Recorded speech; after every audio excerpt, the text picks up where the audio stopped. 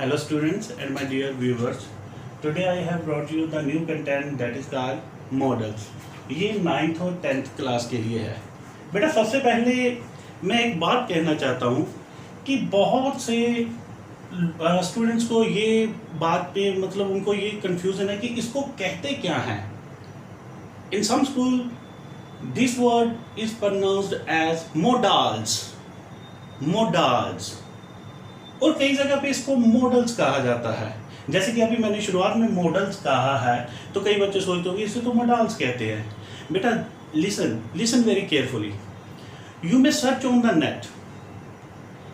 जितने भी ब्रिटिशर्स के टीचर्स हैं या इंग्लिश की जो ऑक्सफोर्ड की डायरी है, अगर उनमें से हम प्रोनाउंसिएशन उनकी सुने और पढ़े तो वो मॉडल्स कहेंगे। Understand that? अमेरिकन इसे मॉडल्स कहते हैं। और अगर हमारे इंडिया में इसे मोडाल्स बोला जाता है, अब तो 70 से लेके 80% ये हमारे स्कूलों में क्या है, मोडाल्स बोला जाता है इसको। लेकिन अगर इंटरनेशनल लेवल पे कहा जाए तो इसे मॉडल्स कहा जाता है। तो आई थिंक आपको क्लियर हो गया होगा। Understand now? अब हम आगे बढ़ते हैं और बढ़ने से पहले अगर मैं फिर से कहूँगा, अगर आप इसे मोडाल्स कह भी देते हैं तो हमारे इंडिया में this pronunciation is very suitable चल रहा है, तो कहना गलत नहीं होगा कि अगर इसे हम मोडाल्स कहते हैं। ओके नाउ अब बात करते हैं कि मॉडल्स है क्या। बेटा ये ऐसे शब्द हैं, देखिए इंसान दो तरीके से बात करता है। एक तो सिंपल वे में बात कर देता है, जैसे सपोज करो मैंने कल दिल्ली जाना है तो अपने दोस्त से मतलब जेन्युइन से बात करूँगा, I just shall go to the Delhi. और एक बात होती है जो हम फीलिंग से दिल से कहते हैं, जहाँ पे हमारे मूड को क्या है रिप्रेजेंट किया जाता है, पेश किया जाता है। तो वहाँ पे क्या है, जब ऐसी फीलिंग्स में ये सब जो वर्ड्स है मैं एक एक करके बताऊंगा, ये सब वर्ड्स उस फीलिंग्स में आ जाते हैं। तो यही वो मॉडल्स वर्ड्स हैं जो एक इंसान की विश के बारे में, डिजायर के बारे में, परमिशन के बारे में, प्रोबेबिलिटी के बारे में, कैपेबिलिटी एंड एक्स्ट्रा ये जो वर्ड्स लिखे हैं उनके बारे में बताता है। Very important. जैसे विश हम कामना करते हैं दूसरों के लिए कि भगवान करे आपकी उम्र लंबी हो, may God live you long. Desire की बात जब हम करते हैं, परमिशन में तो स्कूलों में आम देखा गया है, स्टूडेंट अपने टीचर से क्या है परमिशन लेते हैं, मैं कम इन सर, मैं गो देयर। तो ऐसा ही प्रोबेबिलिटी में क्या है, संभावना जिसमें आ जाती है। जैसे बहुत से स्कूलों में ये तो आम ही है वो सेंटेंस, जैसे इट मे रेन टुडे। जब किसी के आने की संभावना हो तो हम कह देते हैं ही मे कम सून।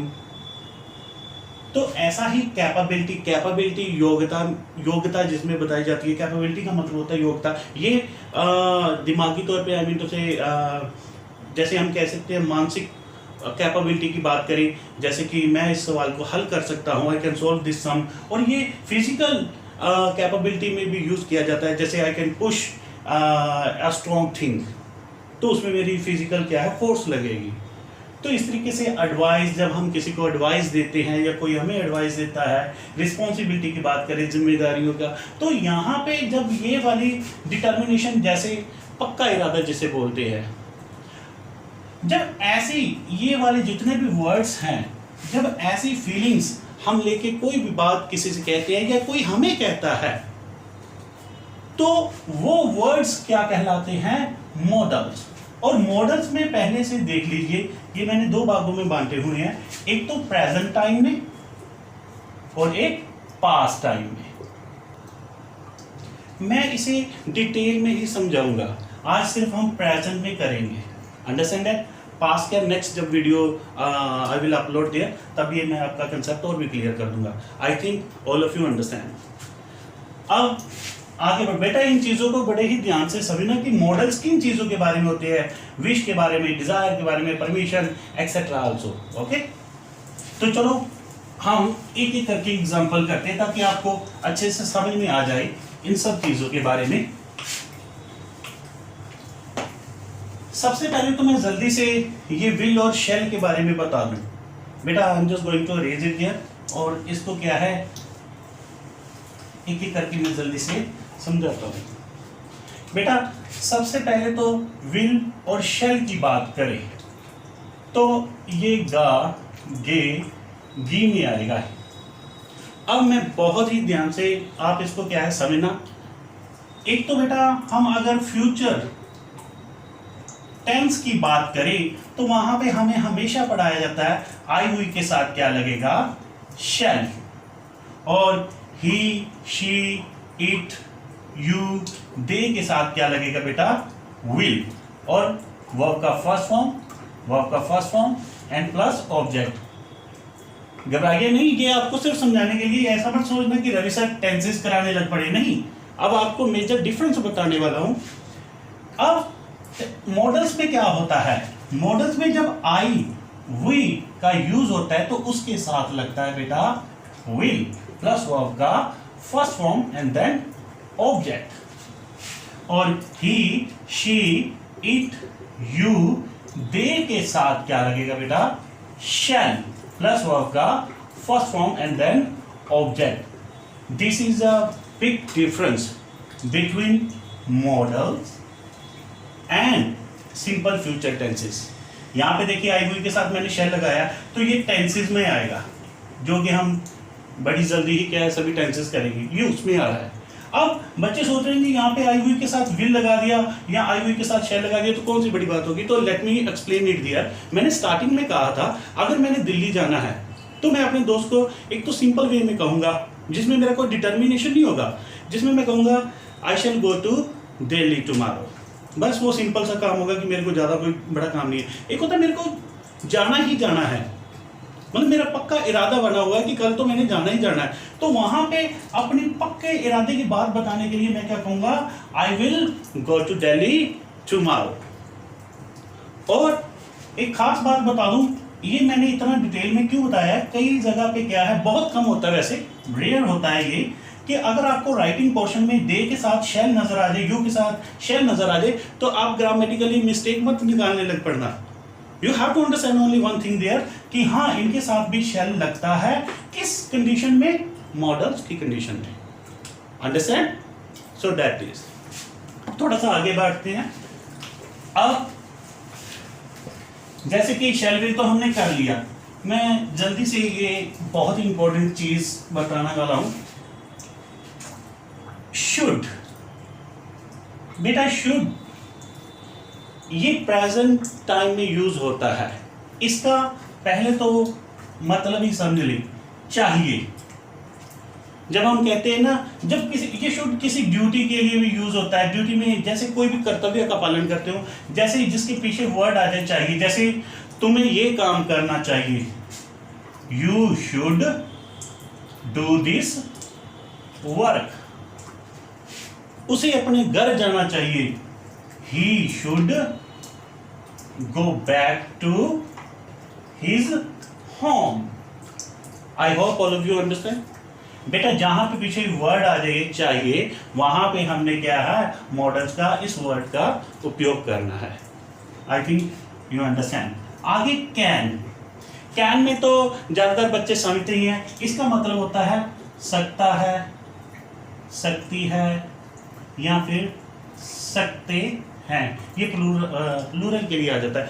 फॉर एग्जाम्पल, आपने कई बार ये डायलॉग सुना भी होगा, आई कैन डू दिस, ये बहुत ही पॉपुलर एक डायलॉग है। आई कैन डू दिस का मतलब क्या है, मैं ये कर सकता हूं, वो साउंड आ रहा है पीछे, सकता हूं।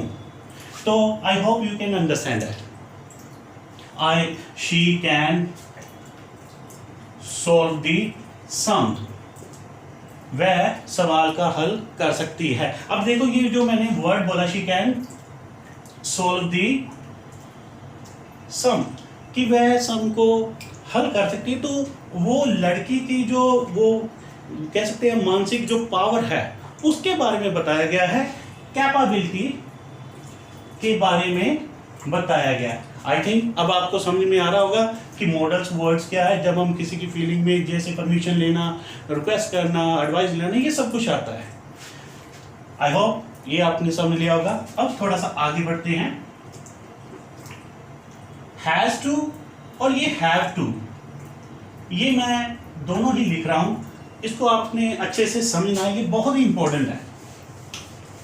Don't make a mistake there, ये बहुत ही इंपॉर्टेंट है। हैज टू और हैव टू का उपयोग कैसे किया जाता है, लेट्स सी। हैज टू और हैड टू,